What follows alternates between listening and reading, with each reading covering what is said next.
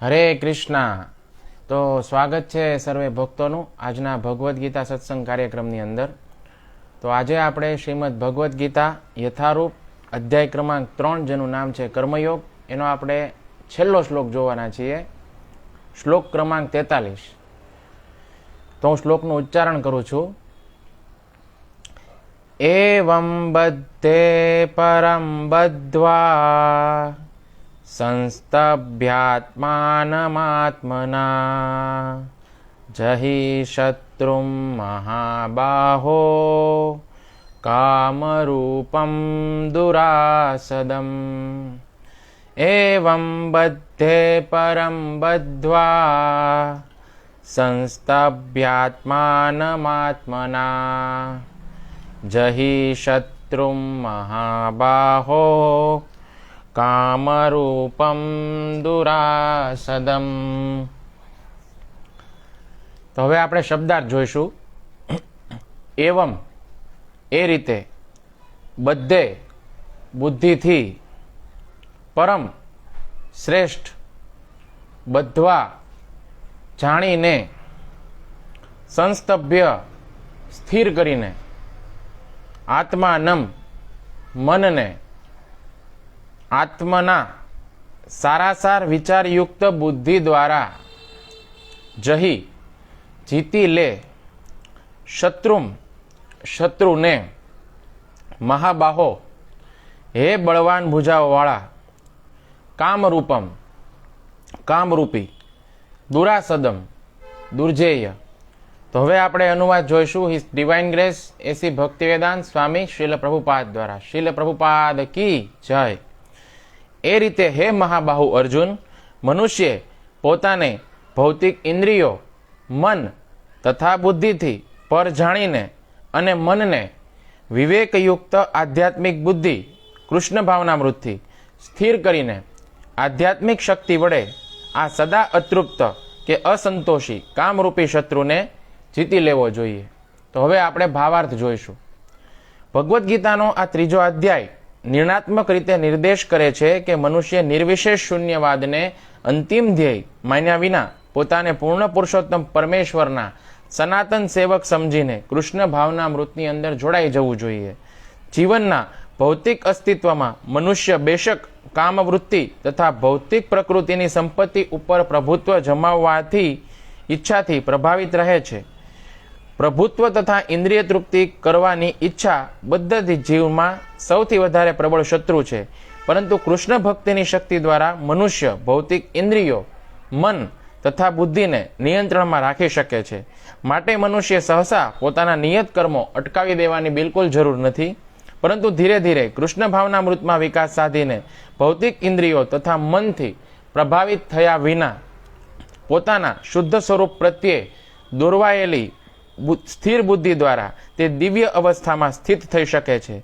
આજ તો આ અધ્યાયનો સમગ્ર બોધ છે. ભૌતિક જીવનની અપક્વ અવસ્થામાં તાત્વિક ચિંતન તથા યોગાસનોની કહેવાતી સાધનાથી ઇન્દ્રિય નિગ્રહ કરવાના કૃત્રિમ પ્રયાસો દ્વારા મનુષ્યને આધ્યાત્મિક જીવન પ્રતિ વિશ્વાસ સાધવામાં સહાય મળતી નથી. તેને શ્રેષ્ઠ બુદ્ધિ દ્વારા કૃષ્ણ ભાવનામૃતમાં શિક્ષિત કરવો જરૂરી છે. આ પ્રમાણે શ્રીમદ ભગવદ્ ગીતાના કર્મયોગ એ નામના પ્રથમ અધ્યાય 3જા અધ્યાય પરના ભક્તિવેદાંત ભાવાર્થો પૂર્ણ થાય છે. ઓમ અજ્ઞાનતિમિરંધસ્ય જ્ઞાનાંજન શલાકયા ચક્ષુરુન્મિલિતમ યેન તસ્મૈ શ્રી ગુરુવે નમઃ. શ્રી ચૈતન્ય મનોભીષ્ટમ સ્થાપિતમ યેન ભૂતલે સ્વયં રૂપ કદા મહ્યમ દદાતિ સ્વપદાંતિકમ. વંદેહમ શ્રી ગુરો શ્રીયુત પદકમલમ શ્રી ગુરુન વૈષ્ણવાંશ્ચ શ્રી રૂપમ સાગ્રજાતમ સહગણ રઘુનાથામ વિતમ તમ સજીવમ સાવદ્વૈતમ સાવધૂતમ પરિજન સહિતમ કૃષ્ણ ચૈતન્ય દેવમ શ્રી રાધા કૃષ્ણ પાદાન સહગણ લલિતા શ્રી વિશાખાન્વિતાંશ્ચ. હે કૃષ્ણ કરુણા સિંધુ દીનબંધો જગતપતે ગોપેશ ગોપિકા કાંત રાધા કાંત નમોસ્તુતે. તપ્ત કાંચન ગૌરાંગી શ્રી રાધે વૃંદાવનેશ્વરી वृषभानुसुते देवी प्रणमामि हरिप्रिये वाञ्छा कल्पतरुभ्यश्च कृपा सिन्धुभ्य एव च पतितानां पावनेभ्यो वैष्णवेभ्यो नमो नमः। जय श्री कृष्ण चैतन्य प्रभु नित्यानंद श्री अद्वैत गदाधर श्रीवासादि श्री गौर भक्त वृंद। हरे कृष्णा कृष्णा कृष्णा हरे हरे, हरे राम राम राम हरे हरे। हरे कृष्णा। तो हवे આપણે શ્લોકને સમજીશું। ભગવાનના શ્લોકમાં અર્જુનને જણાવે છે કે જે કામરૂપી શત્રુ છે એ કામરૂપી શત્રુને કઈ રીતે પરાસ્ત કરવો, કઈ રીતે એનું હનન કરવું, એના વિશે ભગવાન આ શ્લોકમાં વાત કરી રહ્યા છે। શ્લોકમાં ભગવાન કહે છે એવમ એટલે કે આ પ્રકારે, બુદ્ધે એટલે કે બુદ્ધિથી પરમ પોતાને સમજીને કે હું આ બુદ્ધિ કરતાં પણ શ્રેષ્ઠ છું, માટે બુદ્ધિને હું પોતે સંયમિત કરી શકું છું। બુદ્ધિ મનથી પણ શ્રેષ્ઠ છે અને મન છે તે ઇન્દ્રિયો કરતાં પણ વધારે શ્રેષ્ઠ છે। તો મારા જ્ઞાનનો લોભ શા માટે થઈ રહ્યો છે? કારણ કે ઇન્દ્રિયો છે તે ભોગની અંદર પડેલી છે। તો ઇન્દ્રિયોને હું કેવી રીતે સંયમિત કરીશ? તો કે મનથી। હવે મન કેવી રીતે સંયમિત થશે? તો કે બુદ્ધિથી। અને બુદ્ધિ કેવી રીતે સંયમિત થશે? તો કે મારા દ્વારા, એટલે કે આત્મા દ્વારા। તો બુદ્ધિ શા માટે સંયમિત થશે? કારણ કે હું બુદ્ધિ કરતાં પણ શ્રેષ્ઠ છું, બુદ્ધિ કરતાં પણ હું વધારે ઉપર છું અને હું બુદ્ધિનો સાક્ષી છું। આપણે આત્માના રૂપમાં બુદ્ધિના સાક્ષી છીએ કે નહીં? શું નિશ્ચય આવી રહ્યો છે મનની અંદર એ આપણે નથી જોઈ રહ્યા કે આપણા મનની અંદર શું નિશ્ચય આવી રહ્યો છે? એ રીતે આપણે બુદ્ધિના પણ સાક્ષી છીએ। કારણ કે જડ પદાર્થ છે તેના કરતાં હંમેશા ચેતન પદાર્થ છે તે શ્રેષ્ઠ હોય છે। ચાહે એ જડ પદાર્થ ભલે ગમે તેટલો સૂક્ષ્મ હોય, પરંતુ એ હંમેશા ચેતન પદાર્થ છે તે જડ પદાર્થ કરતાં શ્રેષ્ઠ હોય છે। તો ઇન્દ્રિય, મન, બુદ્ધિ આ ત્રણેય જડ પદાર્થ છે, જ્યારે જીવાત્મા એટલે કે આત્મા જે છે તે ચેતન છે, ચેતન વસ્તુ છે। સચ્ચિદ આનંદ, ભગવાનનો અંશ હોવાથી એ સચ્ચિદાનંદ છે અને ચેતન છે। તો આપણે બધા ચેતન તત્વ છીએ। પછી ભગવાન આગળ એમ કહે છે સંસ્તભ્ય એટલે કે શું? તો કે સ્થિર કરો, એટલે કે કંટ્રોલ કરો। આત્માનમ, કોને? તો કે મનને। મનના જે સંકલ્પ વિકલ્પ છે તેને ફ્રીઝ કરો। કેવલ એ જ સંકલ્પોનો સ્વીકાર કરો કે જે આત્મ સાક્ષાત્કારની માટે સારા છે, અને આત્મ સાક્ષાત્કાર માટે સારા નથી એ બધા સંકલ્પોને છોડી દો। આ કેવી રીતે થશે? તો કે આત્મનઃ, કેવલ બુદ્ધિ દ્વારા થશે। તો કોના દ્વારા મનને સંયમિત કરી શકાય છે? તો કે નિશ્ચયાત્મક બુદ્ધિ છે, એ નિશ્ચયાત્મક બુદ્ધિ દ્વારા જ આપણે મનને કંટ્રોલ કરી શકીએ છીએ, મનને સંયમિત કરી શકીએ છીએ। બુદ્ધિ જ્યારે કલુષિત થઈ જાય છે, બુદ્ધિ જ્યારે દૂષિત થઈ જાય છે, ત્યારે એ નિશ્ચય કરે છે કે આ ભોગ છે તે સારો છે, ત્યારે મનનો સંકલ્પ છે તે બદલાઈ જાય છે અને મન છે તે ભોગ તરફ ભાગે છે। તો અહીંયા પણ બુદ્ધિ મન કરતાં શ્રેષ્ઠ જ છે। જે ભોગી છે તે બુદ્ધિ દ્વારા નિશ્ચય કરે છે કે અહીંયા ભોગ સારો છે, એ મળશે ત્યારે મનનો સંકલ્પ થાય છે કે ચાલો આપણે ભોગ કરવો છે, એટલા માટે મન એ તરફ ભાગે છે અને પછી ઇન્દ્રિયો પણ એ તરફ ભાગે છે અને જીવાત્મા છે તે ભોગની અંદર પડી જાય છે। તો મલિન મન કી હર બાત બેકાર હે, એટલે કે મલિન મન છે તે ગંદી વસ્તુઓની અંદર જાય છે, તો એને ખેંચવું પડે છે। મન છે તે જાય છે પરંતુ મનને પાછું ખેંચવું પડે છે, એટલા માટે એને પ્રત્યાહાર કહેવામાં આવે છે। કોના દ્વારા ખેંચવાનું છે મનને? તો કે બુદ્ધિ દ્વારા। તો મન છે એ બિલકુલ બાળક જેવું હોય છે, ચંચળ હોય છે, એટલે એમાં બિલકુલ કોઈ પ્રકારની વિવેક બુદ્ધિ હોતી નથી। પરંતુ બુદ્ધિ છે, બુદ્ધિની અંદર વિવેક બુદ્ધિ હોય છે કે આ સાચું છે, આ ખોટું છે, આને ધર્મ કહેવાય, આને અધર્મ કહેવાય, આવી રીતની વિવેક બુદ્ધિ છે તે બુદ્ધિની પાસે છે, પરંતુ મનની પાસે આવી વિવેક બુદ્ધિ નથી। તો વિવેક દ્વારા વ્યક્તિ છે તે પોતાના મનને શું કરે છે? સંયમિત કરે છે, કંટ્રોલ કરે છે। આવું કરીને શું થશે?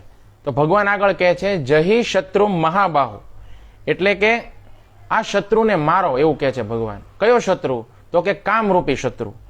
તો કે જે કામરૂપ છે, જે અજ્ઞાન રૂપ છે, જે જ્ઞાન અને વિજ્ઞાનનો નાશ કરનારો છે, એને તમે હણો, એવું કહે છે ભગવાન। તો મહાબાહો એવો શબ્દ ભગવાન પ્રયોગ કરે છે અર્જુનની માટે, કારણ કે અર્જુન જે છે તે એવો મહાન યોદ્ધા છે કે એણે પોતાના બાહુબળ દ્વારા, પોતાના બળ દ્વારા ઘણા બધા દુશ્મનોને હરાવ્યા છે, ઘણા બધા યુદ્ધોને અર્જુને જીત્યા છે. તો ઘણી વખત એવું થાય કે દશે દિશામાં વિજય પ્રાપ્ત કરનારો વ્યક્તિ પોતાની 10 ઇન્દ્રિયમાંથી એક ઇન્દ્રિય દ્વારા પરાસ્ત થઈ જાય છે, પરાજિત થઈ જાય છે. તો જે અજામિલ હતો એ અજામિલે પોતાની નેત્ર ઇન્દ્રિય દ્વારા પરાસ્ત થઈ ગયા હતા. અજામિલ જે હતા એ આપણે સૌ એની કથા જાણીએ છીએ અજામિલની, એમાં આપણે ડિટેલમાં નહીં જઈએ. તો મહાબાહો એટલે કે જેણે યુદ્ધની અંદર તો ઘણા બધાને હરાવ્યા છે, પરંતુ જો તું આ કામરૂપી શત્રુને હરાવીશ તો તું સાચો યોદ્ધા ગણાઈશ. ભગવાનનો કહેવાનો ભાવ આવો છે કે યુદ્ધની અંદર તો તે ઘણા બધાને પરાસ્ત કર્યા, પરંતુ સાચો યોદ્ધા એ છે કે જે કામરૂપી શત્રુને હરાવીને બતાવે. પછી ભગવાન કહે છે દુરાસદમ એટલે કે કામ શત્રુ છે તે દુર્ગની અંદર છુપાયેલો છે, માટે એને જીતવો ખૂબ કઠિન છે.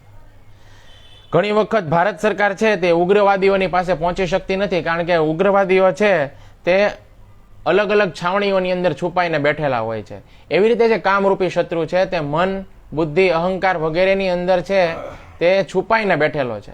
એટલા માટે એને શોધી અને એને હરાવવો છે તે ખૂબ મુશ્કેલ છે, કારણ કે એણે અલગ અલગ જગ્યાએ પોતાના આશ્રય સ્થાન રાખેલા છે. તો સંસ્તભ્ય આત્મનાત્મનામ એટલે કે ભગવાન એમ કહે છે કે નિશ્ચયાત્મક બુદ્ધિ દ્વારા મનને સંયમિત કરી શકાય છે. તો નિશ્ચયાત્મક બુદ્ધિ એટલે શું? તો કે આત્મ સાક્ષાત્કારની અંદર જે સ્થિર થયેલી બુદ્ધિ છે એના દ્વારા. આત્મ સાક્ષાત્કારની અંદર સ્થિર થયેલી બુદ્ધિ એટલે શું? તો એવી બુદ્ધિ કે જે એવું સમજે છે કે હું આ દેહ નથી, હું આ શરીર નથી, પરંતુ હું શું છું? તો કે આત્મા છું. જે બુદ્ધિ એવું સમજે છે કે હું આ દેહ નહીં પરંતુ આત્મા છું, એને શું કહેવામાં આવે છે? નિશ્ચયાત્મક બુદ્ધિ કહેવામાં આવે છે. તો આ ઇન્દ્રિયોને સંતુષ્ટ કરીને હું ન તો સંતુષ્ટ થયો છું અને ન તો આગળ સંતુષ્ટ થવાનો છું. તેમ છતાં પણ લોકો એવું વિચારે છે કે અમે એક વખત સંતુષ્ટ થઈ જઈશું. There is hope. તો આને શું કહેવામાં આવે છે? આશા પાશ કહેવામાં આવે છે. લોકોને હંમેશા આશા બંધાયેલી રહે છે કે ઇન્દ્રિયો દ્વારા એક વખત હું સંતુષ્ટ થઈ જઈશ. તો ક્યારેય એવું બન્યું નથી કે ઇન્દ્રિયો સંતુષ્ટ થઈ હોય કે વ્યક્તિ પોતે સંતુષ્ટ થયો હોય.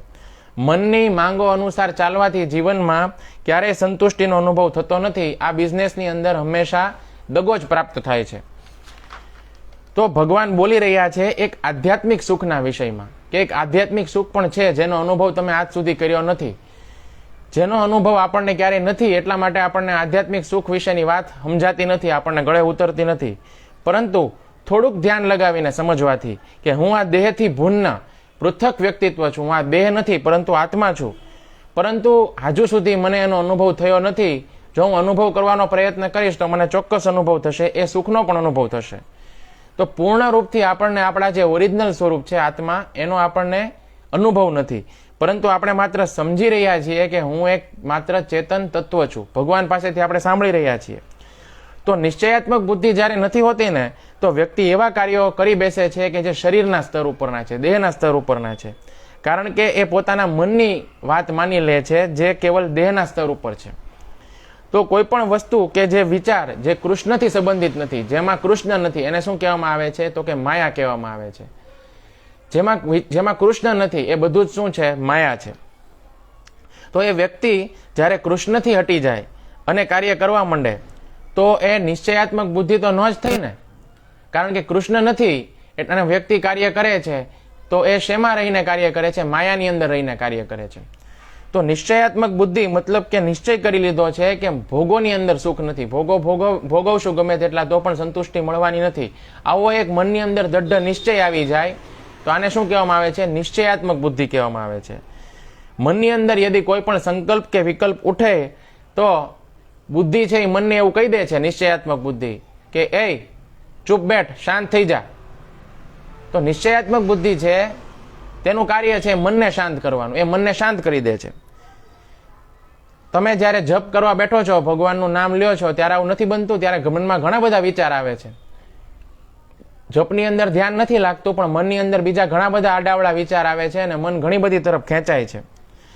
જેમ કે તમારી પાસે કોઈ પાળીતું કૂતરું હોય અને પાળીતા કૂતરાને તમે શેરીમાં લઈને નીકળો તો એ કૂતરું છે તે કચરા તરફ જાય છે. કચરો જ્યાં હોય તે તરફ કૂતરું જાય છે. તો આપણે શું કરવું પડે છે? ખેંચીને કૂતરાને પાછું લાવવું પડે છે. આવી રીતે આપણે નિશ્ચયાત્મક બુદ્ધિ દ્વારા મનને વારંવાર ખેંચવું પડે છે. મન ભોગો તરફ ભાગે છે, પરંતુ આપણે વારંવાર ખેંચી અને એને પાછું વાળવું પડે છે. ઘણી વખત આપણે જપ કરવા બેઠા હોય ત્યારે આપણને ઘણા બધા આડાવડા વિચાર આવે છે, તો આપણે શું કરવું પડે છે? મનને ખેંચીને કૂતરાની જેમ આપણે પાછું વાળવું પડે છે. તો મન જે છે ને એ આ જે બોર્ડર છે એ બોર્ડર ઉપર છે. હવે મન જે છે એ બોર્ડર ઉપર છે એટલે બંને પ્રકારની શક્યતા છે. એ માયા તરફ પણ ઝૂકી શકે છે અને કૃષ્ણ તરફ પણ ઝૂકી શકે છે. માયા તરફ પણ જઈ શકે છે અને કૃષ્ણ તરફ પણ જઈ શકે છે. અન્ય કોઈ ઓપ્શન નથી એની પાસે. તો મન અત્યારે બોર્ડર ઉપર છે. હવે મન છે એનું ફોકસ કોઈ એક ઇન્દ્રિય ઉપર પણ થઈ ગયું તો શું થાય છે? એ મન છે તે માયા તરફ ચાલ્યું જાય છે. માયા તરફ મન વળી જાય છે.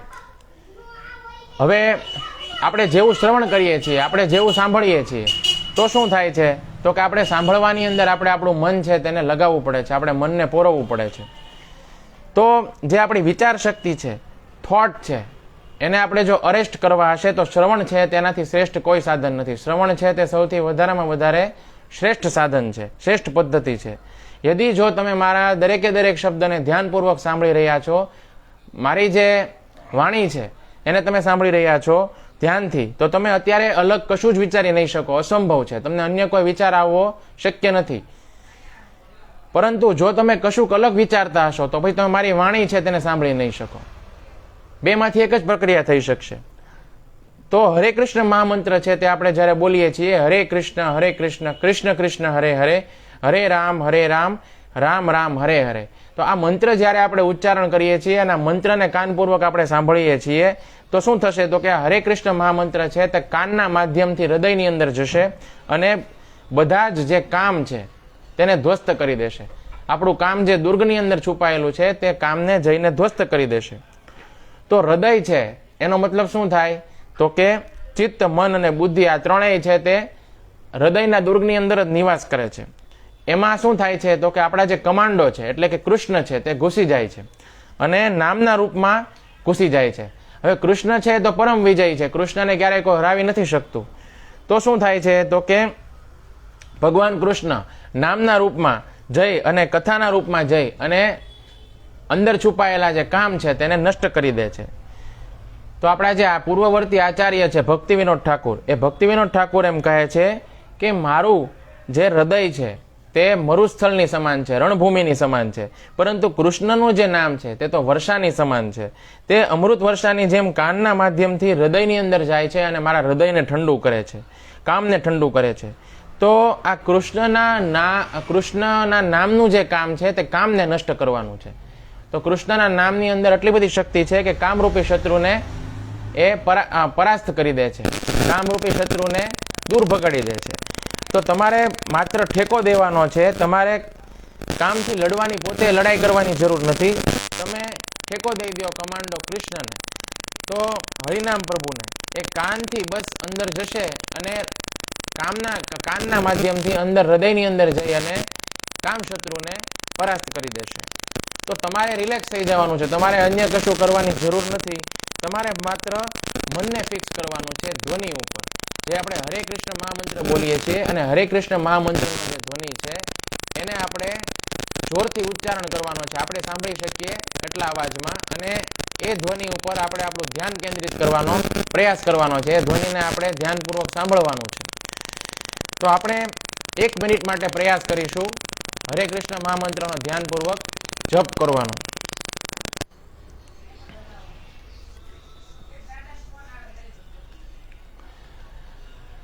હરે કૃષ્ણ કૃષ્ણ કૃષ્ણ હરે હરે, હરે રામ રામ રામ હરે હરે, હરે કૃષ્ણ કૃષ્ણ કૃષ્ણ હરે હરે, હરે રામ રામ રામ હરે હરે, હરે કૃષ્ણ કૃષ્ણ કૃષ્ણ હરે હરે, હરે રામ રામ રામ હરે હરે, હરે કૃષ્ણ કૃષ્ણ કૃષ્ણ હરે હરે, હરે રામ રામ રામ હરે હરે, હરે કૃષ્ણ કૃષ્ણ કૃષ્ણ હરે હરે, હરે રામ રામ રામ હરે હરે, હરે કૃષ્ણ કૃષ્ણ કૃષ્ણ હરે હરે, હરે રામ રામ રામ હરે હરે, હરે કૃષ્ણ કૃષ્ણ કૃષ્ણ હરે હરે, હરે રામ રામ રામ હરે હરે, હરે કૃષ્ણ કૃષ્ણ કૃષ્ણ હરે હરે, હરે રામ રામ રામ હરે હરે, હરે કૃષ્ણ કૃષ્ણ કૃષ્ણ હરે હરે, હરે રામ રામ રામ હરે હરે.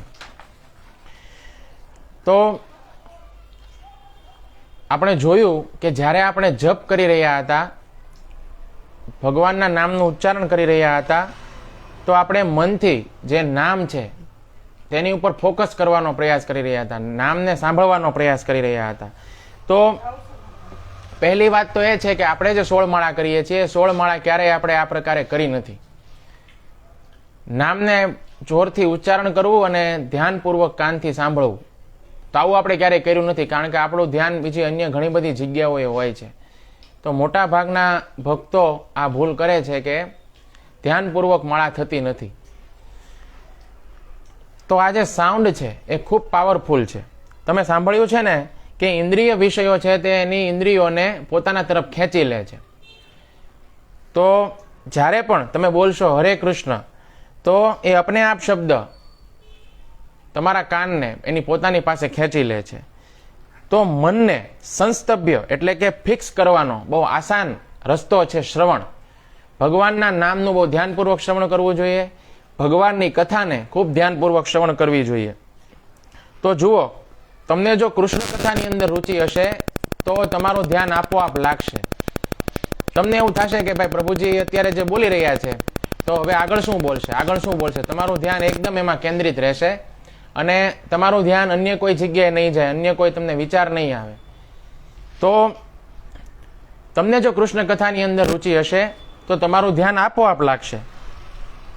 તો તમને એવો વિચાર આવશે કે આગળ હવે શું વાત આવશે, આગળ શું જાણવા મળશે નવું. તો મન છે તેને શબ્દ છે તે તરત પકડી લે છે.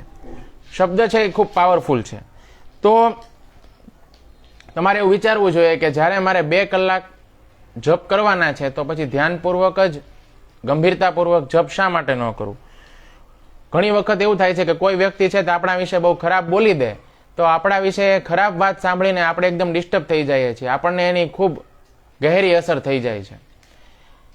જેવી રીતે તમે કોઈ શિક્ષક છો અને કોઈ સ્કૂલની અંદર ભણાવો છો. હવે ઘણા બધા વિદ્યાર્થી સામે બેઠા છે, તમે ભણાવો છો.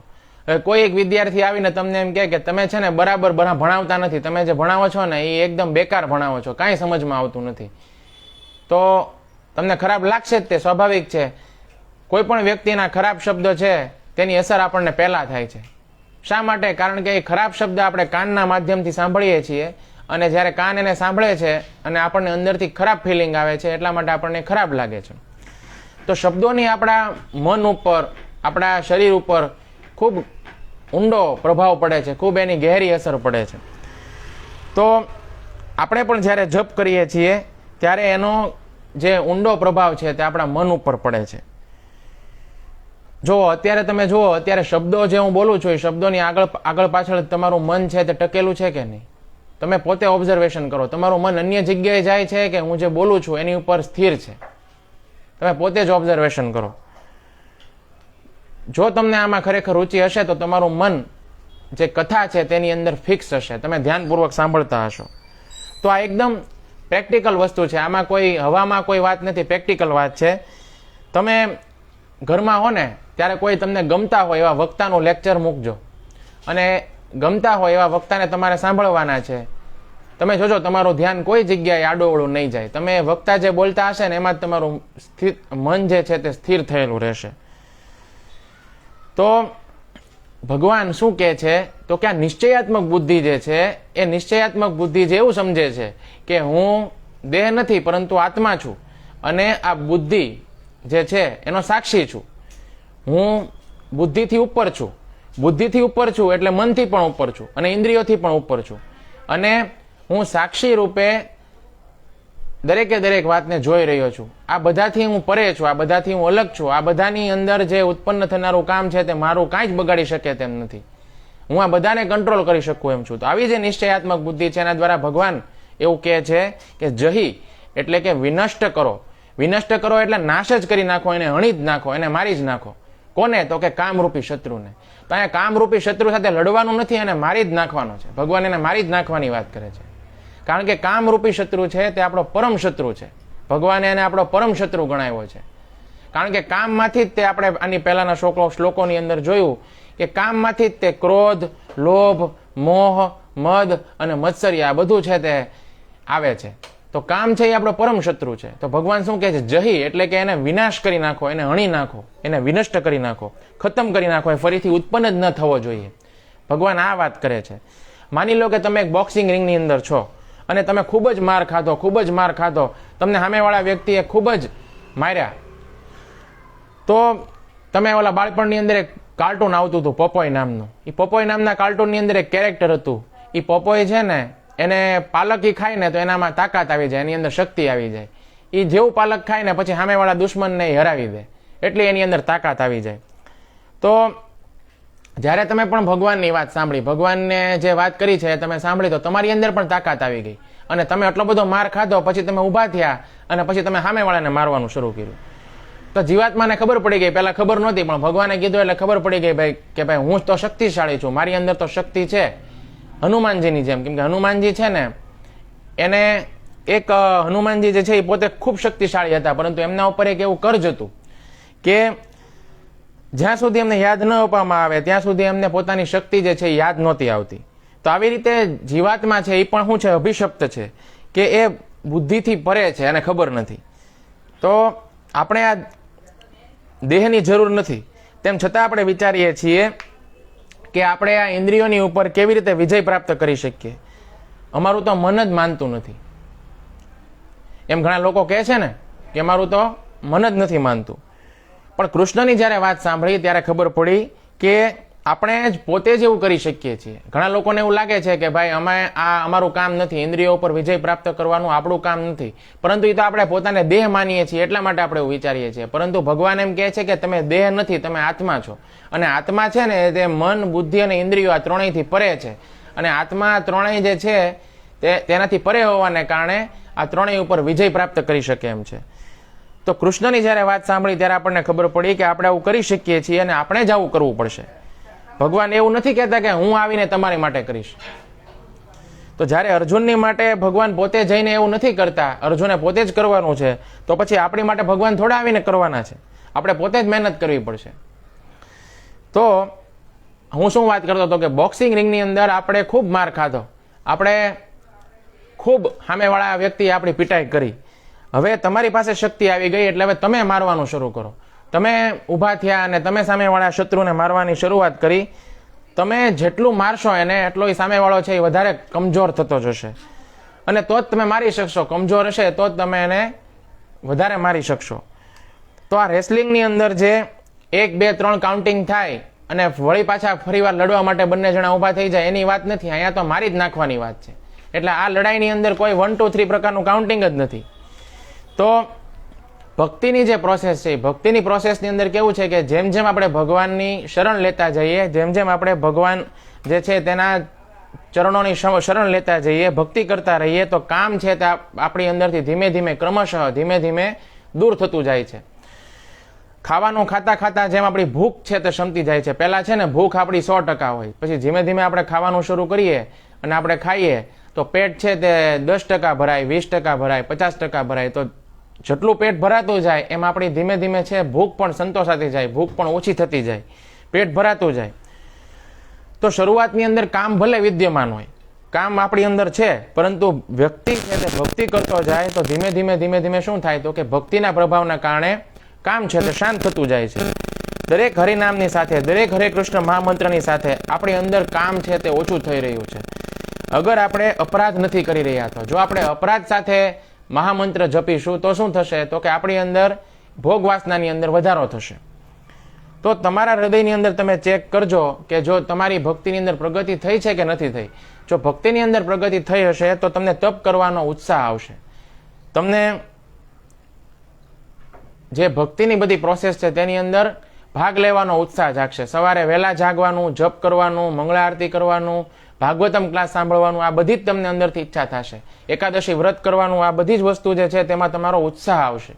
જો ભક્તિની અંદર પ્રગતિ હશે તો તમારા મનની અંદર જ્યારે કામ આવે છે તો કામની પાછળ તે ક્રોધ, લોભ, મદ, મોહ અને મત્સર્ય આ બધું જ આવે છે. અને આ બધું શા માટે ઉત્પન્ન થાય છે? કારણ કે ઇન્દ્રિય છે તેના ઇન્દ્રિય વિષય સાથેના સંપર્કને કારણે આ ઉત્પન્ન થાય છે. તો આ કારણથી તમારા અંદર જે કાંઈ પણ વિકારો આવે છે, આ વિકારોનો આત્માની સાથે કોઈ સંબંધ નથી, એવું ભગવાન કહે છે. કે આ બધા જે વિકારો આવ્યા, કામ, ક્રોધ, લોભ, મદ, મોહ, મત્સરી, આ બધા જે છે તેનો આત્મા સાથે કોઈ જ સંબંધ નથી. આત્મા છે તે આ બધાથી પરે છે. તો આ સમજવાનું છે કે હું સાક્ષી છું, હું માત્ર જોઈ રહ્યો છું, હું વિટનેસ છું. હું ખાલી જોઈ રહ્યો છું કે ઓકે આ કામ આવી રહ્યું છે, ઓકે ક્રોધ આવી રહ્યો છે, લોભ મારી અંદર આવી રહ્યો છે, મદ આવી રહ્યો છે, મત્સરી આવી રહ્યું છે. આ બધું આપણે ખાલી સાક્ષી રૂપે જ જોવે છે. આત્મા જે છે એને કોઈ સાથે સંબંધ નથી, કારણ કે આત્મા છે તે આ બધા કરતા પરે છે, એટલે એને સાક્ષી ભાવે માત્ર એ જોવે છે. આ બધી વસ્તુ છે તે અતિશય સૂક્ષ્મ છે. આ વિકારોની સાથે મારો કોઈ જ સંબંધ નથી. આ વિકારો આવશે અને જશે.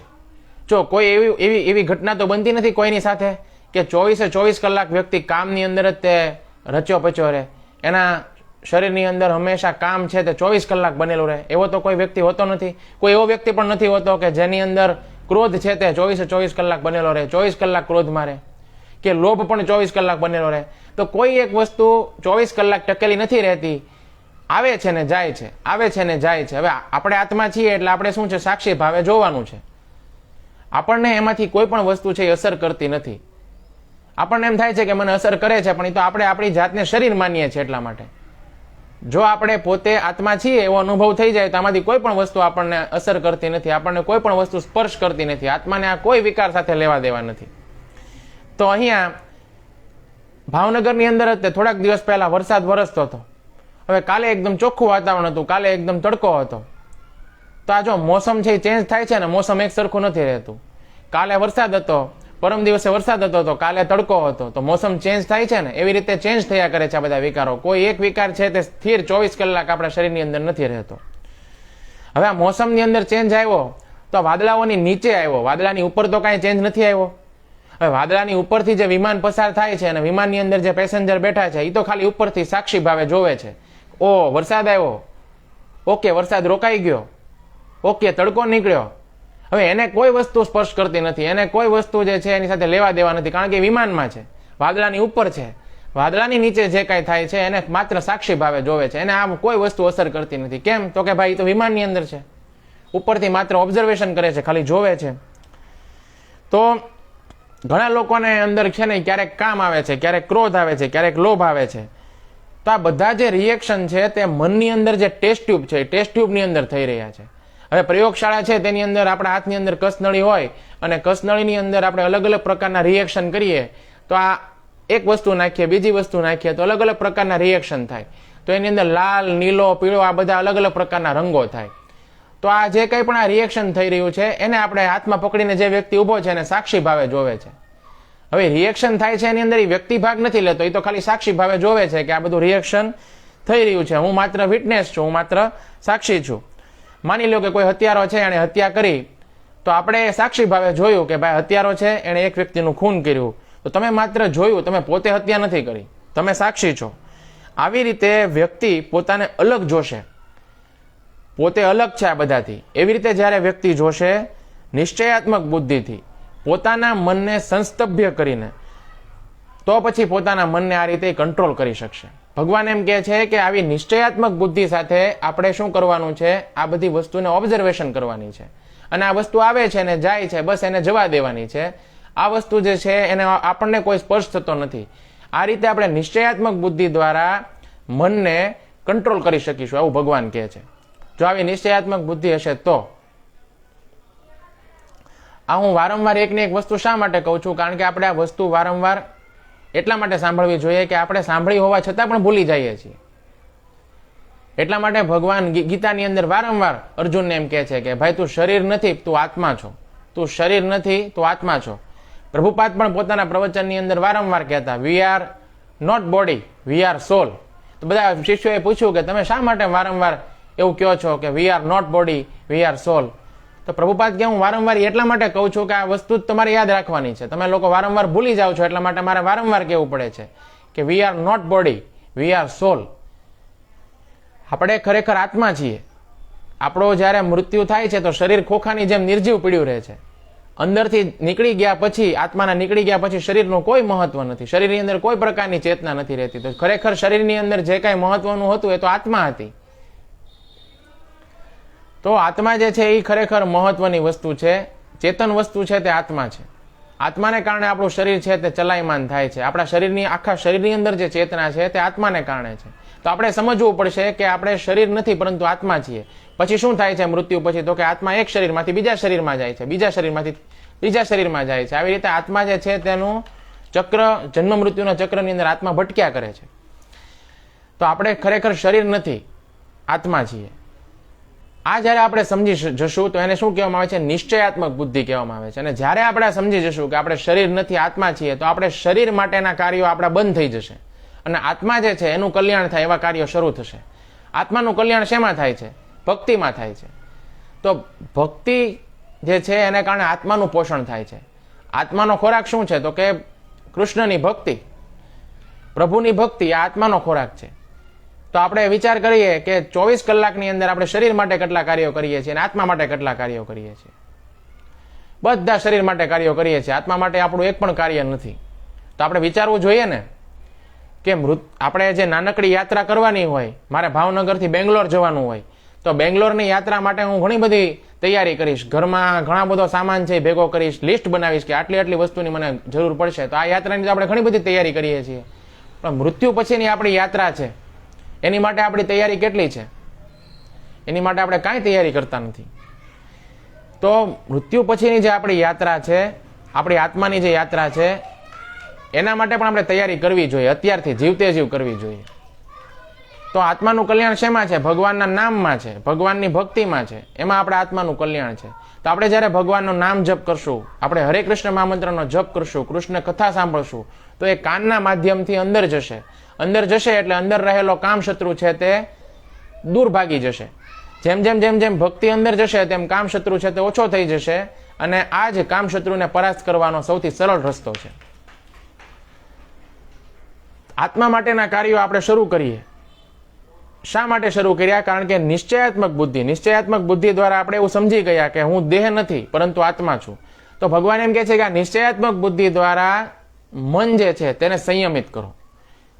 તો આ નિશ્ચયાત્મક બુદ્ધિ છે તેના દ્વારા આપણે મનને સંયમિત કરવાનું છે. નિશ્ચયાત્મક એટલે શું? તો કે હું કૃષ્ણનો દાસ છું, આવું આપણે સમજવાનું છે. જીવેર સ્વરૂપ હૈ કૃષ્ણેર નિત્ય દાસ. હું કૃષ્ણનો નિત્ય દાસ છું. મારા એકથી વધારે ઘણા બધા જન્મો થયા, પણ દરેક જન્મમાં કૃષ્ણ સાથેનો મારો સંબંધ શું છે? તો કે દરેક જન્મમાં કૃષ્ણ મારા સ્વામી છે અને હું કૃષ્ણનો દાસ છું. પરંતુ આ સંબંધને મેં ઓળખ્યો જ નહીં. ઘણા બધા જન્મ થયા અને એમાં મનુષ્ય જન્મ એકાદ વાર મળ્યો, પણ એ મનુષ્ય જન્મ પણ મારા ઘણા બધા એળે વીઆઈ ગયા. મેં ખાવા પીવા અને ભોગ વિલાસમાં ઘણા બધા જન્મો મારા વ્યતીત થઈ ગયા, પરંતુ મેં ક્યારે આ સંબંધ જાણ્યો જ નહીં કે કૃષ્ણ મારા છે તે શાશ્વત પિતા છે, શાશ્વત સ્વામી છે અને હું કૃષ્ણનો નિત્ય દાસ છું. દરેક જન્મની અંદર એ મારા સ્વામી છે અને દરેક જન્મની અંદર હું એનો દાસ છું. જો આપણે આ ઓળખી જઈએ તો પછી કોઈ પ્રકારની ચિંતાનો વિષય નથી. તો નિશ્ચયાત્મકનો મતલબ છે કે હું કૃષ્ણનો દાસ છું અને જેટલા પણ વિકારો છે એનાથી મારો કોઈ મતલબ નથી. આ બધી વાતોને કારણે કૃષ્ણ જે છે એ મારાથી ધૃણા નથી કરતા. જો આ એક વાત પણ યાદ રાખવા જેવી છે કે આ બધી વાતો જે છે એ જાણે છે કૃષ્ણ કે આ બધા વિકારો આપણી અંદર છે, તેમ છતાં કૃષ્ણ આપણી સાથે ધૃણા નથી કરતા. એવું નથી કહેતા કે ભાઈ જો આ વ્યક્તિ છે એની અંદર ઘણા બધા વિકાર છે, મારે આ વ્યક્તિ જે છે એની સાથે કોઈ કન્સર્ન નથી. ભગવાન આવું નથી કહેતા. અરે ભગવાન આવું વિચારતા હોત, ભગવાન ધૃણા કરતા હોત તો ભગવાન આ શ્લોક કહેત ખરા? ભગવાન આ શ્લોક ન કહેત. તો ક્યારેય એવું ન બોલતા કે પ્રભુજી અમે તો ખૂબ વધારે પડતા પાપી છીએ, અમે ખૂબ વધારે પડતા પતિત છીએ, અમારી અંદર ખૂબ બધા વિકાર છે. તમે કશું જ નથી, આ બધી બુદ્ધિની વિક્રિયા છે. તમે તો ખરેખર એવા વ્યક્તિ છો, તમે એવા પવિત્ર જે જીવાત્મા છે એનો ગુણ છે સચ્ચિદાનંદ. તમે પોતે સચ્ચિદાનંદ છો, ભગવાનના અંશ છો, પરમ શક્તિશાળી છો. આત્માની અંદર કોઈ પ્રકારના વિકાર નથી. આત્માની અંદર કોઈ પ્રકારના વિકાર નથી. હું વારંવાર કહું છું, આત્માને આ કોઈ વિકાર સ્પર્શતા નથી. અને એટલા માટે જ પ્રભુપાદ છે તેની પાસે બધા પતિત જીવો આવતા, પાપી જીવો આવતા, વ્યભિચારી લોકો આવતા, દારૂ પીતા હોય, ચરસ લેતા હોય, ડ્રગ્સ ગાંજો લેતા હોય. પ્રભુપાદ પાસે આ બધા લોકો, હિપ્પી લોકો આવ્યા, પરંતુ પ્રભુપાદે બધાને હરે કૃષ્ણ મહામંત્ર આપ્યો, 4 નિયમો આપ્યા અને એ લોકોએ સ્વામીજીની વાત માની અને એનું પાલન કર્યું તો એ બધા હિપ્પી લોકો કેવા બની ગયા? હેપી બની ગયા. તો બસ પ્રભુપાદ ભગવાન જે શ્લોકમાં કહે છે એ જ પ્રભુપાદે કર્યું કે આ પ્રભુપાદ તો બધાને એક સરખું જોતા કે બધા આત્મા છે, બધા જીવાત્મા છે. અને એમાં જ આપણા ભારતનું જે વાક્ય છે વસુધૈવ કુટુંબકમ એ સાર્થક થાય છે. તો આપણા જે દેશની સંસ્કૃતિ છે તેની અંદર આપણે દરેકે દરેક જે વ્યક્તિ છે તેને વ્યક્તિગત રીતે નથી જોતા, આપણે દરેકને ભગવાનના અંશ તરીકે, જીવાત્મા તરીકે જોઈએ છીએ. ચાહે કીડી હોય, મકોડો હોય કે હાથી હોય કે કોઈ માણસ હોય, બધાની અંદર ભગવાનનો અંશ છે. ભગવાન જે છે એનો અંશ જીવાત્મા છે, દરેકે દરેક જીવાત્મા છે. તો દરેકને જીવાત્મા તરીકે જોવામાં આવે છે. એક સાધુ પુરુષ છે, એક ભક્ત છે, એની દ્રષ્ટિ જે છે તે હંમેશા આવી હોય છે, દરેકને એક સમાન જોવે છે, દરેકને જીવાત્મા તરીકે જોવે છે. તો પ્રભુપાદની પાસે પણ જ્યારે આ બધા લોકો આવ્યા તો એ હિપ્પી લોકો પણ હેપી બની ગયા, કારણ કે પ્રભુપાદ એમને શું આપ્યું? તો કે કૃષ્ણ ભક્તિ આપી, આત્માનો ખોરાક આપ્યો. અને એ આત્માનો ખોરાક જ્યારે એમને પ્રાપ્ત થયો અને સ્વામીજીએ કીધું તે પ્રમાણે રોજે રોજ 16 માળા કરતા હતા, નિયમિત રીતે હરે કૃષ્ણ મહામંત્રનો જપ કરવાનું શરૂ કર્યું, 16 માળા કરી, ત્યારે એમના જીવનની અંદર બદલાવ આવ્યો. કારણ કે ભગવાનની અંદર ભગવાનનું નામ એટલું બધું શક્તિશાળી છે કે જ્યારે ભગવાનનું નામ અંદર જાય છે ત્યારે અંદરની બધી નકામી ચીજો છે તે દૂર થઈ જાય છે, કારણ કે ભગવાનના નામની અંદર એટલી બધી શક્તિ છે. તો તમે જ્યારે ઘરની અંદરથી પસાર થાવ છો તો ઘરમાંથી પસાર થાવ એટલે રસોડું આવે ને, તો તમે રસોડાને જોવો છો ત્યારે તમારે વિચારવું જોઈએ કે તમે એ થોડા છો, રસોડું નથી તમે એ નથી. તો ભક્તિની અંદર આવ્યા પછી પણ ઘણા લોકો મોઢું લટકાવીને ફરે છે. અરે ભાઈ, તમારે કોઈ પ્રકારની ચિંતા કરવાની જરૂર નથી. જેનું કામ છે એ જઈને સાફ કરી દેશે. તમારે રસોડા પાસેથી પસાર થાવ તો તમારે ખાલી માત્ર જોવાનું જ છે સાક્ષી ભાવે, બાકી રસોડાની અંદર જેને સાફ સફાઈ કરવાની છે જઈને સાફ સફાઈ કરી જ દેશે. તો તમારે માત્ર શું કરવાનું છે? તો કે ભગવાનના નામનું ઉચ્ચારણ કરવાનું છે. હરે કૃષ્ણ કૃષ્ણ કૃષ્ણ હરે હરે, હરે રામ રામ રામ હરે હરે. તમે ખાલી માત્ર નામનું ઉચ્ચારણ કરશો એટલે શું થશે? તો કે કૃષ્ણ જે છે એનું નામ કાનના માધ્યમથી તમારા હૃદયની અંદર જશે. અને કૃષ્ણ કમાન્ડો છે, કૃષ્ણને કોઈ હરાવી શકે એમ નથી, એટલે એ અંદર આપોઆપ જઈને તમારા હૃદયની અંદર સાફ સફાઈ કરશે. નામનું કામ છે સાફ સફાઈ કરવાનું, તો નામ છે એનું કામ કરશે. તમારે તમારું કામ કરવાનું છે. તમારે શું કરવાનું છે? માત્ર નામનું ઉચ્ચારણ કરવાનું છે. બાકી કૃષ્ણ જે છે તે નામ રૂપમાં અંદર જઈ અને બધી સાફ સફાઈ કરશે, કામને તગડીને બહાર કાઢી મૂકશે. તો તમારે માત્ર નામ જપ કરવાનું છે, ગીતા સાંભળવાની છે, પ્રસાદ ખાવાનો છે, બાકી બધું કામ છે તે અપને આપ થશે. તો આપણે કાંઈ ભગવાનને કહેવાની જરૂર નથી કે તમે જલ્દી કરો, તમે જલ્દી આ કામને બહાર કાઢો. અરે તમને ઉતાવળ છે એની કરતા ભગવાનને વધારે ઉતાવળ છે તમને ઝડપથી શુદ્ધ કરી અને પોતાની પાસે બોલાવવાની, કારણ કે એ તો આપણા પિતા છે, શાશ્વત પિતા છે. એટલે એની તો ઈચ્છા છે જ તે કે આપણે પોતે પવિત્ર થઈએ, શુદ્ધ થઈએ અને આપણે એની પાસે જઈએ. એમની ઈચ્છા છે જ તે. પરંતુ આપણી પોતાની ઈચ્છા કેટલી છે? કમી આપણા તરફથી છે, ભગવાન તરફથી બિલકુલ નથી. તો ભગવાનને તો આપણી કરતાંય વધારે ઉતાવળ છે. એવું કહેવાય છે કે એક જ ભગવાનનું નામ છે, એમાં આટલી શક્તિ છે કે અનંત જન્મોના પાપ છે તેને નષ્ટ કરી શકે છે. એટલું એક ભગવાનનું નામ છે તે શક્તિશાળી છે. તો જલ્દી છે ને ભગવાનને આપણી કરતા વધારે જલ્દી છે. તો ખરેખર સાચો વિજય એ છે કે કામની ઉપર વિજય પ્રાપ્ત કરવો એ સાચો વિજય છે. બીજા બધા વિજય છે તે પ્રાપ્ત કરવા હેલા છે, પણ આ કામ ઉપર વિજય પ્રાપ્ત કરવો છે ને એ સૌથી વધારે અઘરો છે. અને બીજા બધા ઉપર વિજય પ્રાપ્ત કરવાથી થશે પણ શું? આપણો એક સરસ મજાની પ્રાર્થના છે કે दूसरों की जय से पहले खुद को जय करे, हमको मन की शक्ति देना. તો બીજા ઉપર કઈ જય કરવાની જરૂર નથી, ખુદ પે જય કરે, એટલે કે પોતાના કામ ઉપર વિજય પ્રાપ્ત કરવાની જરૂર છે. તો આપણા કામ ઉપર જે વ્યક્તિ વિજય પ્રાપ્ત કરે છે એ વ્યક્તિ જે છે એ સાચો મહાબાહો છે. કામ એક એવી વસ્તુ છે કે એનાથી મોટા મોટા ઋષિ મુનિઓ અને મોટા મોટા દેવતાઓ પણ હારેલા રહે છે. આપણા મનુષ્યો જે છે એની તો શું વિસાત એની સામે. તો પ્રભુપાદજી એવું કહેતા હતા હંમેશા, પ્રભુપાદજી છે એ હંમેશા એવું કહેતા કે મારા શિષ્યોની સાથે સૌથી મોટી સમસ્યા એ છે કે મારા શિષ્યો છે તે માયાથી ડરતા નથી. પ્રભુપાદ હંમેશા ભગવાન પાસે જતા અને ભગવાનની પાસે જઈને પ્રાર્થના કરતા તો એક બે શિષ્યોએ જઈને પ્રભુપાદને પૂછ્યું કે પ્રભુપાદ, તમે રોજ જોઈએ છે, તમે રોજ ભગવાનને હાથ જોડીને પ્રાર્થના કરો છો, તમે પ્રાર્થના શું કરો છો? તો પ્રભુપાદે કીધું કે હું રોજ ભગવાનને પ્રાર્થના કરું છું કે તમારી માયા જે છે તેના દ્વારા મારું ક્યારેય પતન ન થાય, હું હંમેશા તમારી ભક્તિની અંદર લાગેલો રહું. પણ મારા શિષ્યો છે, હું ડરું છું માયાથી, પણ મારા શિષ્યો છે એની સાથે સમસ્યા એ છે કે એ ક્યારેય માયાથી ડરતા નથી. તો પ્રભુપાદનું કહેવું એમ છે કે આપણે બધાએ માયાથી ડરવું જોઈએ. ભગવાનની માયા છે એટલી બધી શક્તિશાળી છે કે ગમે ત્યારે આપણું પતન થઈ શકે છે. તો આપણે માયાને અંડર એસ્ટિમેટ ન કરવી જોઈએ. કામ છે તેને અંડર એસ્ટિમેટ ન કરવું જોઈએ. જ્યારે આપણે યુદ્ધ કરવા માટે ઉતર્યા હોય ને મેદાનની અંદર, તો પછી આપણે આપણા શત્રુને અંડર એસ્ટિમેટ ન કરવો જોઈએ. શત્રુને અંડર એસ્ટિમેટ કરવો એ સૌથી મોટી મૂર્ખતા છે. તો ભગવાન છે તે રથ ચલાવી રહ્યા છે, ભગવાન છે તે અર્જુનના સારથી છે, અને એક ક્ષત્રિયને કહી રહ્યા છે મહાબાહો. મહાબાહો એટલે કે આત્માની પાસે પણ એ શક્તિ છે કે કામને હરાવી શકે છે, પરાસ્ત કરી શકે છે. એટલે કે આપણે એ કાર્યોને ક્યારેય ન કરવા જોઈએ કે જેનાથી આપણું અજ્ઞાન વધી જાય, આપણા અજ્ઞાનની અંદર વધારો થાય, પરંતુ આપણે હંમેશા એ કાર્યો વધવા જોઈએ કે જેનાથી મારું જ્ઞાન વધે છે. આને કહેવાય છે ફિક્સિંગ ઓન ધ માઇન્ડ, એટલે કે મનને ફોકસ કરવું. અને મનથી શું થાય છે તો કે ઇન્દ્રિયો સંચાલિત થાય છે. તો તમે આ કથા સાંભળો છો તો શું વગર મને સાંભળો છો? તમે પણ નિશ્ચિત કર્યું હશે ને કે ભાઈ પ્રભુજીએ લાઈવ કર્યું છે, પ્રભુજી કૃષ્ણ કથા કરે છે તો મારે કૃષ્ણ કથા સાંભળવી છે. તમે પણ એવો નિશ્ચય કર્યો છે ને, ત્યારે તો તમે બેઠા છો. અત્યારે જો ઘણા બધા લોકો સાંભળી રહ્યા છે, તો આટલા લોકો નિશ્ચય કરીને બેઠા છે ત્યારે તો સાંભળે છે ને. નીકળ સાંભળવા જેવી બીજી ઘણી બધી વસ્તુ છે, પરંતુ તમે મનથી એવો નિશ્ચય કર્યો છે, નિર્ધાર કર્યો છે કે મારે કથા સાંભળવી છે, એટલા માટે તમે કથા સાંભળો છો. બાકી સાંભળવા જોઈએ અન્ય ઘણા બધા વિષય છે. તો તમારા મનની અંદર તમે સંકલ્પ કર્યો કે મારે ગીતા ક્લાસ સાંભળવો છે, તો એની અંદર ઇન્દ્રિય, શરીર બધું આવી ગયું કે નહીં? બધું આમાં ઇન્વોલ્વ થાય છે કે નહીં? તો પછી આને ફિક્સિંગ થયું કહેવાય કે ન કહેવાય?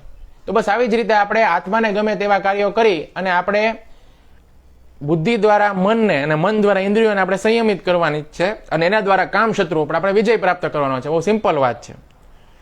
આપણા સાથે સમસ્યા શું છે કે જે કાર્યમાં હું પોતે કેન્દ્રમાં હોઉં ને એવા કાર્યો આપણે કરતા રહીએ છીએ કે જેમાં હું પોતે કેન્દ્રમાં હોઉં, મારી પ્રતિષ્ઠા વધે, મારું માન વધે, મને બધા લોકો સારો કે આપણે આવા બધા કાર્યો કરતા હોઈએ છીએ કે જેમાં હું પોતે કેન્દ્રમાં હોઉં, ભગવાન કેન્દ્રમાં હોય એવા કાર્ય આપણે નથી કરતા. હું પોતે કેન્દ્રમાં હોય એવા લોકો કાર્ય કરે છે. ભલે એ કાર્ય ગમે તેટલા કઠિન હોય, ગમે તેટલા અઘરા હોય, પણ લોકો એ કાર્યો કરે છે. લોકો હિમાલયની ઉપર ચડવા માટે જાય છે. હિમાલય ઉપર ચડવું કેટલું બધું કઠિન છે. ઘણા લોકો બંજી જમ્પિંગ કરે છે. પહાડ ઉપરથી છે ને ઓલી રબરની દોરી છે એ પોતાના શરીરની ઉપર વીંટાળી અને ઉપરથી જમ્પિંગ કરે છે અને આનંદ લે છે. હવે ઘણા જંગલી લોકો હોય છે, એ તો ખાલી વેલો હોય ને, વેલાની ડાળી છે એ બાંધીને કૂદી જાય છે, અને ઘણી વખત તૂટી જાય તો મૃત્યુ થઈ જાય છે નીચે પડીને. પણ પોતાને કેન્દ્રમાં રાખીને ગમે તેટલું કઠિન કાર્ય હોય વ્યક્તિ કરવા માટે તૈયાર છે. પણ ભગવાન અહીં સહેલી વાત કહે છે કે તમે મારી શરણ લો, મારી શરણમાં આવો, તમને કોઈ પરાસ્ત નહીં કરી શકે, મારા નામની શરણ લો. પણ આટલી સહેલી વાત છે તે લોકોને સમજાતી નથી અને લોકો આ કરવા માટે તૈયાર નથી. પોતે જ્યાં કેન્દ્રમાં છે અને કઠિન કાર્ય છે એ કાર્ય કરવા માટે લોકો તૈયાર છે. જે કાર્યની અંદર ભગવાન કેન્દ્રમાં છે, એકદમ સરળ કાર્ય છે, એમાં કશું જ અઘરું નથી, તો એ કાર્ય લોકો કરવા માટે તૈયાર નથી. તો બહુ આશ્ચર્યની વાત છે કે લોકો જે છે તેને જીવનની અંદર પોતાનું મહત્વ વધારે છે. ભગવાન પ્રસન્ન થાય એવા કાર્યો લોકોને કરવા નથી. આટલું સાંભળ્યા પછી, શ્રવણ કર્યા પછી પણ બસ લેક્ચર સાંભળ્યો, મજા આવી, બધા પોતપોતાનું કાર્ય કરવામાં પાછા વ્યસ્ત થઈ જશે. તો ભગવાન જે છે શ્લોકમાં કહી રહ્યા છે કામરૂપમ દુરાસદમ, એટલે કે આ કામ શત્રુ છે તે અત્યંત દુર્જય છે. તો ભગવાન સમાધાન કરી રહ્યા છે કે કામ શત્રુ અત્યંત દુર્જય છે. તો આપણે સમજવું જોઈએ કે યદિ આપણે શ્રી કૃષ્ણના ચરણોનો આશ્રય નહીં લેશું તો કામ શત્રુ જે છે તેને જીતવું અત્યંત કઠિન નહીં, પરંતુ શું છે તો કે અસંભવ જ છે. તો અહીં કૃષ્ણ કહેવા માંગે છે કે અસલી વીર યોદ્ધા એ જ છે કે જે કામ શત્રુને જીતી લે. તો શ્રીમદ ભાગવતમના 12મા સ્કંધની અંદર 8મા અધ્યાયમાં વર્ણન આવે છે કે માર્કંડેય મુનિએ ઇન્દ્રિયોના સ્વામી શ્રી કૃષ્ણની કરોડો વર્ષો સુધી પૂજા કરી અને એમણે દુર્જય શત્રુ મૃત્યુને પણ જીતી લીધું. આ રીતે ભક્તિ યોગી માર્કંડેયે કઠોર બ્રહ્મચર્ય ધારણ કર્યું અને પોતાના મનથી અંદરની તરફ વળ્યા અને ભગવાનનું ધ્યાન કર્યું જે ભૌતિક ઇન્દ્રિયોથી પરે છે. આ પ્રકારે તેમણે પોતાના મનને શ્રી કૃષ્ણની અંદર લગાવ્યું અને 6 મન્વંતર વ્યતીત થઈ ગયા. છેલ્લે 7મા મન્વંતરની અંદર ઇન્દ્ર એમની વધતી યોજ શક્તિથી ભયભીત થઈ ગયા અને એમણે મુનિની તપસ્યાની અંદર વિઘ્ન નાખવાનો પ્રયાસ કર્યો. મુનિની આધ્યાત્મિક તપસ્યા નષ્ટ કરવા માટે ઇન્દ્રએ કામદેવને મોકલા, સુંદર સુંદર ગંધર્વોને મોકલ્યા, અપ્સરાઓને મોકલી, વસંત ઋતુ, લોભ અને મદ આ વગેરેને મોકલ્યા. પરંતુ માર્કંડેય મુનિ જે છે તે પોતાની ઝૂંપડી ઉપર ગયા ત્યારે સ્વર્ગની અનેક સુંદર સ્ત્રીઓના પતિ કામદેવ પણ પોતાનું ધનુષ અને બાણ લઈને ત્યાં આગળ આવ્યા. ઋષિની સમક્ષ સ્ત્રીઓ નૃત્ય કરવા લાગી અને ગંધર્વો મૃદંગ, વીણા અને મંજીરાની સાથે મનોહર ગીત ગાવા લાગ્યા. જે સમયે લોભ, વસંત અને ઇન્દ્રના અન્ય સેવક માર્કંડેય મુનિના મનને વિચલિત કરવાનો પ્રયાસ કરી રહ્યા હતા તો કામદેવ એ પોતાનો 5 માથાવાળું બાણ કાઢ્યું અને પોતાના ધનુષ ઉપર એમણે લગાવ્યું. પુંજીક સ્થળી નામની અપ્સરા દડાની પાછળ દોડી રહી હતી તો એના વસ્ત્રને વાયુએ ઉડાવી દીધા. એ સમયે કામદેવે પોતાનું બાણ ચલાવ્યું પરંતુ માર્કંડેય મુનિ ઉપર એ બાણ જે છે તેનો આઘાત થયો પણ એનો કોઈ પ્રકારની અસર એમના ઉપર થઈ નહીં. એ સમયે કામદેવ અને એની સેના મુનિના તપના તેજને કારણે સળગવા લાગી. તો આ રીતે બધા ઉઠી અને ત્યાંથી એ રીતે ભાગી ગયા જે રીતે સૂતેલા સાપને જોઈને બાળકો ભાગી જાય એ રીતે બધા ભાગી ગયા. તો આ રીતે આપણે જોઈએ છે કે શ્રી કૃષ્ણના ચરણની સેવાના પ્રભાવથી માર્કંડેય મુનિએ કામશત્રુને જીતી લીધો. તો આ વાતથી આપણને શિક્ષા મળે છે કે યદિ કામશત્રુને આપણે એના ઉપર વિજય પ્રાપ્ત કરવો હોય, એનાથી આપણે સુરક્ષિત રહેવું હોય તો આપણે શ્રી કૃષ્ણના ચરણ કમળની આપણે શરણ લેવી જોઈએ. તો જો જે વ્યક્તિ શ્રી કૃષ્ણના ચરણ કમળની શરણ લે છે એ વ્યક્તિ છે તે ભયભીત નથી રહેતો. એ વ્યક્તિ કેવો બની જાય છે? નીડર બની જાય છે, કારણ કે એણે ભગવાન શ્રી કૃષ્ણ જે છે તેના ચરણ કમળની શરણ લીધેલી છે. જે સમયે ઇન્દ્રની પ્રાર્થના ઉપર શ્રી કૃષ્ણએ નરકાસુરનો વધ કર્યો અને માતા અદિતિ છે તેના બંને કુંડલ અને ઇન્દ્રનું છત્ર અને મણિ બધું પાછું આપ્યું જે પૂર્વકાળની અંદર નરકાસુરે એમની પાસેથી લઈ લીધું હતું. તો એ સમયે ઇન્દ્રએ પોતાની પૂર્વ પ્રતિજ્ઞા અનુસાર પારિજાત વૃક્ષ લઈ જવાની સંમતિ આપી દીધી. કૃષ્ણને કીધું કે તમે પારિજાત વૃક્ષ લઈને જઈ શકો છો, કારણ કે મને મારી ખોવાયેલી વસ્તુ તમે નરકાસુર પાસેથી પાછી જીતીને લાવીને મને આપી છે.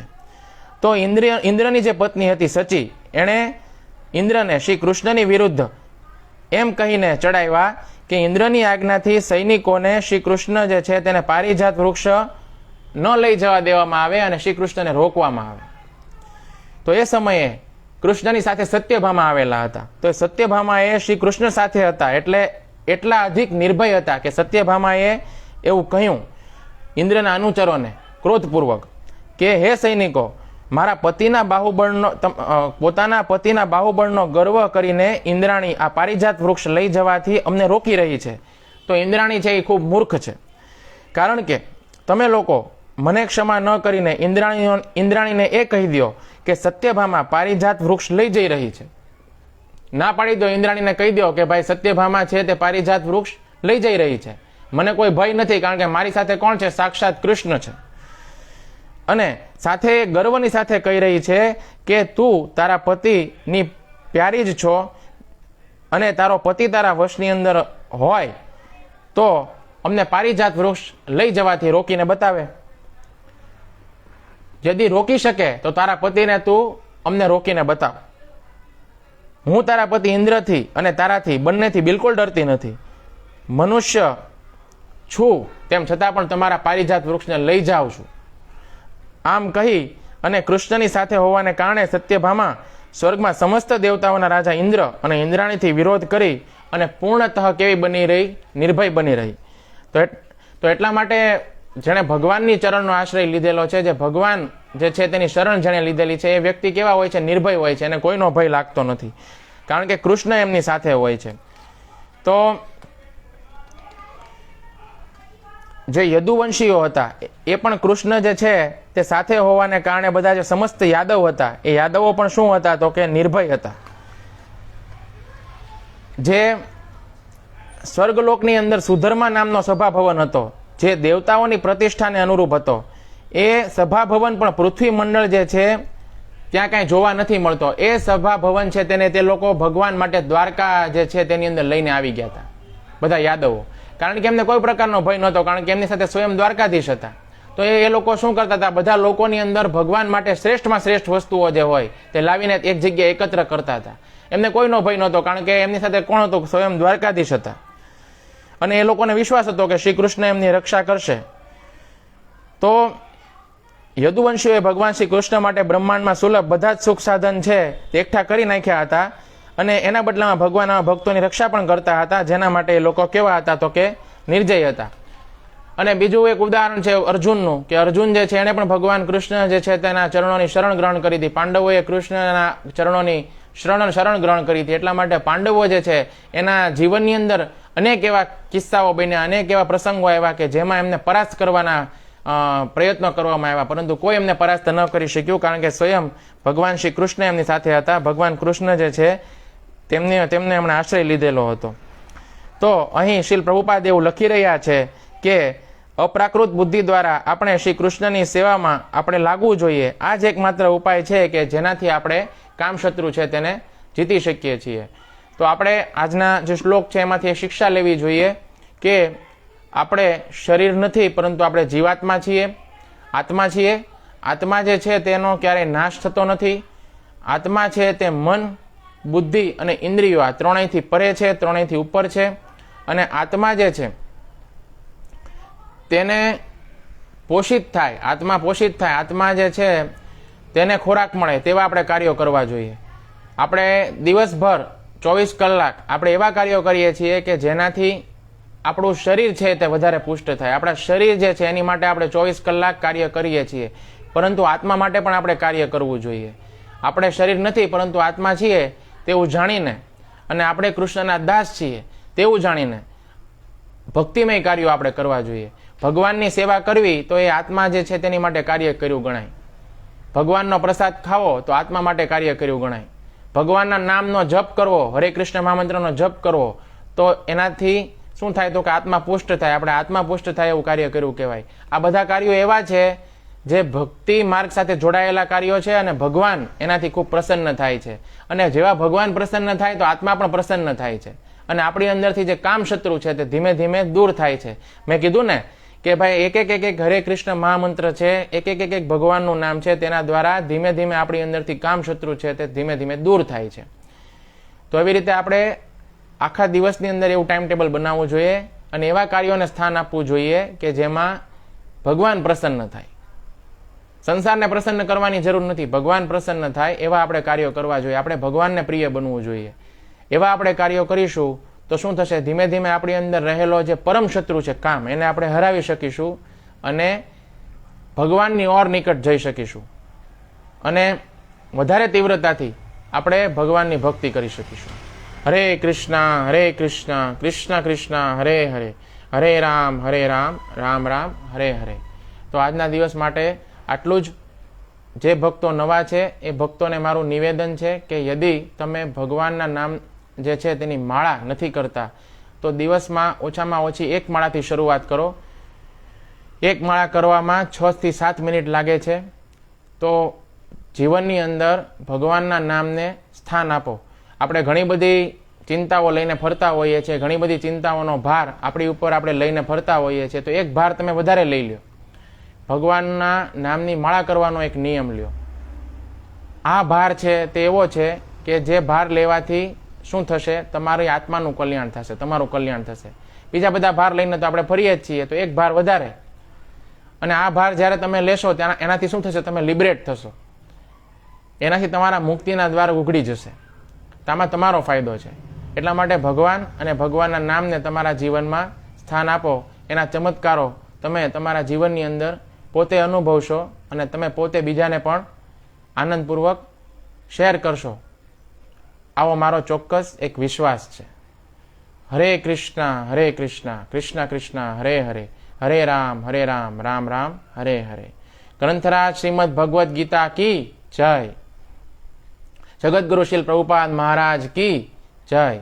हरे कृष्ण महामंत्र की जय। गीता सुनने वाले सब भक्त वृंद की जय। निताय गौर श्री हरि प्रेमानंदे हरि हरि बोल।